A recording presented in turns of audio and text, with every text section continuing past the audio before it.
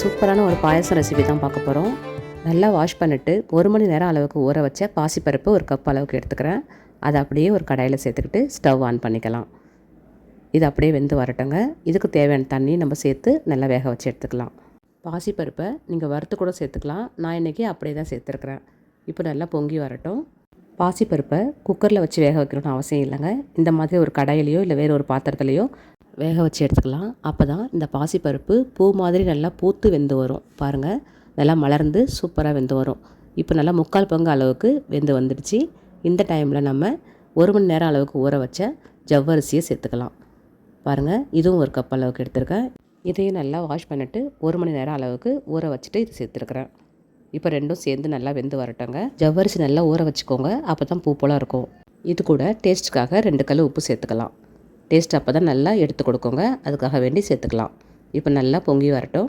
நல்லா வெந்து வந்ததுக்கப்புறமா தான் நம்ம இதுக்கு தேவையான இனிப்பு சேர்க்க போகிறோம். ஆல்மோஸ்ட் நல்லா வெந்து வந்துடுச்சு. இன்னும் கொஞ்சம் நேரம் பூ போல் வெந்து வர அளவுக்கு வெயிட் பண்ணுவோம். இனிப்புக்கு நாட்டு சக்கரை, சக்கரை, பனவெல்லம், கற்கண்டு எது வேணாலும் சேர்த்துக்கலாம். இப்போது நல்லா வெந்து வந்துடுச்சு. இந்த டைமில் நம்ம இனிப்பு சேர்த்துக்கலாம். இனிப்புக்கு நான் வெல்லம் தான் யூஸ் பண்ணியிருக்கிறேன். வெல்லத்தை நல்லா சீவி எடுத்துக்கிட்டு இதில் இப்போ நம்ம மிக்ஸ் பண்ணி விட்டுக்கலாம். இப்போ நல்லா குழைவாக வெந்து வந்துடுச்சு. இதுதான் பதம். இந்த பதத்தில் இந்த அளவுக்கு நம்ம வெல்லம் சேர்த்துக்கலாம். 1 கப் அளவு ஜவ்வரிசி, அதே அளவு பாசிப்பருப்பு சேர்த்து வேக வச்சுட்டு 1 கப் அளவு வெல்லம் சேர்த்துக்கிட்டால் கரெக்டாக இருக்கும்.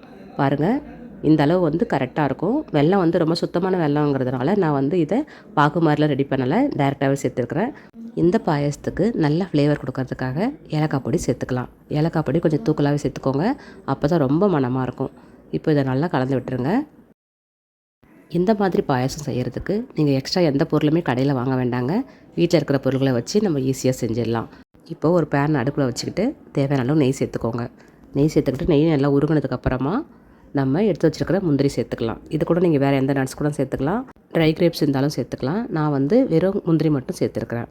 இப்போ நல்லா முந்திரி பொன்னிறமாக ஆனதுக்கப்புறமா இந்த கப்பால் 1 கப் அளவுக்கு தேங்காய் துருவல் சேர்த்துக்கலாம். தேங்காய் துருவல் பிடிக்கல அப்படின்னாக்கா நீங்கள் குட்டி குட்டியாக கட் பண்ணி கூட நெய்யில் வறுத்து அதோட சேர்த்துக்கலாம். தேங்காவும் முந்திரி நல்லா வறுபட்டதுக்கப்புறமா நம்ம இறக்கி வச்சுருக்கிற பாயசத்தில் சேர்த்துக்கலாம். பாருங்கள், இது ரெண்டும் சேர்த்ததுக்கப்புறமா இந்த பாயசோட டேஸ்ட்டே அவ்வளோ சூப்பராக இருக்குங்க. இதை மிஸ் பண்ணாமல் சேர்த்துக்கோங்க. ஒவ்வொரு பைட்டுக்கும் இந்த தேங்காவும் முந்திரியும் கிடைக்கும்போது அவ்வளோ அருமையாக இருக்கும்.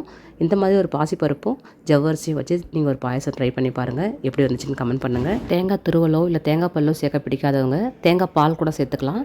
இல்லைனா கெட்டியான காய்ச்சின பால் கூட சேர்த்துக்கலாம். ரொம்ப ரொம்ப சிம்பிளுங்க செய்கிறது. இந்த வீடியோ பிடிச்சா லைக் பண்ணுங்கள். தேங்க்யூ.